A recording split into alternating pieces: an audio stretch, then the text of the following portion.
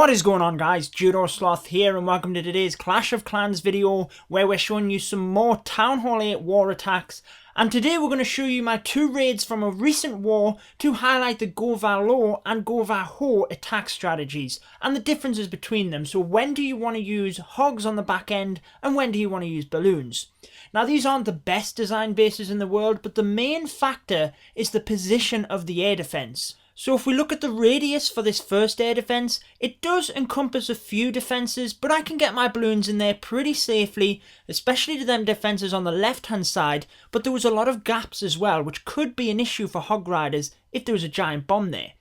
However, on this second example, you will see that all of the defenses here on the back end are within radius of the air defense. As with the opposite side, we have the sweeper there as well, so for this style of base, the Hog Riders would be much better for the back end. So that's the two bases. Moving back to the first one, where we're saying that balloons would be the preferred choice. We're going to lure the clan castle first. Now, very easy lure with a single barbarian, and then 9 times out of 10, it is a dragon in the clan castle now, so you can use the double poison method to take that down. So starting out with the go portion of the attack, in come the golems, followed by wizards in order to create a funnel, and I'm also bringing wall breakers in, very easy on this base to bust my way straight to the core. Once I've done that, I can bring my king and valkyries in, knowing that they will safely run to the centre of the base. Used a heal spell initially to make sure that they're running into the middle with full health. Didn't really need that rage spell. It wasn't until I started the attack I thought I should have maybe just brought another heal, but not to worry. Another heal on the core, and then I'm coming in with the balloons. You'll see I'm starting on the left hand side, out of the way of the air defense, and then as soon as it goes down, I can start bringing in my balloons from over at the right hand side where they would have been in target of the air defense. So coming around in more of a anti-clockwise motion to bring the back defenses down. And then as we start closing in on the final few defenses, you will see that every once in a while a wild base like this can trip you up. Didn't think for a second that there'd be 3 Teslas over in the corner of the base like that. I just assumed they'd be within the base itself, but it's not going to make a difference. You'll see we have a golem, the king, and a wizard over on the left. Final few balloons just went down, but we still have all of them Valkyries, and that's what I like about this attack. Your Valkyries are tanky enough in the middle initially, especially with that heal spell to absorb all the damage, which allows you to slowly move your troops over to them back end defenses, and then as the heal spell wears out, them defenses are going down. Your Valkyrie's health is then preserved so they can get out and help with cleanup. Now, the GoVaHo attack strategy is exactly the same. You're working to get your Valks into the centre of the base in order to wipe that out. As the defenses on the back end are targeting the Valks in the middle, you're bringing in this time Hog Riders in order to take out them back end defenses. So the principles of the attack are exactly the same.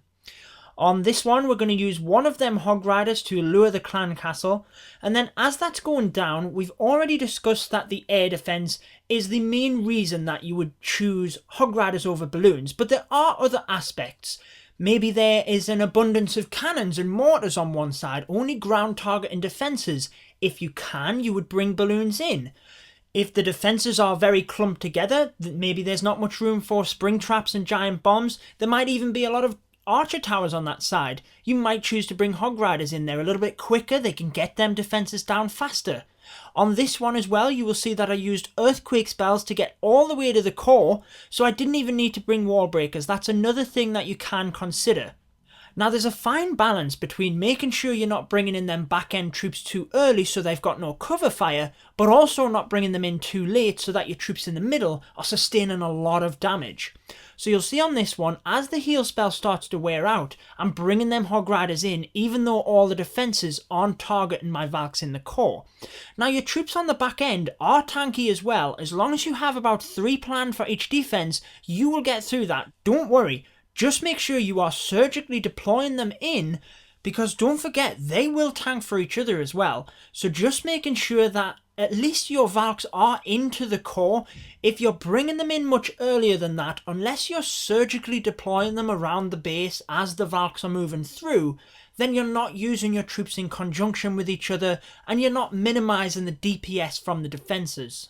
So do just take a second to consider when you're scouting the base, at what point will it be best to bring in them back-end troops.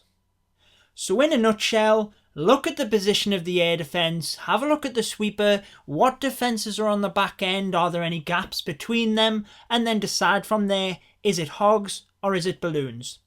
That's going to wrap up the video for today, guys. I hope it does help some of you. I've been your host, Judo Sloth. Make sure to subscribe for more Clash of Clans, and until next time, peace out, guys.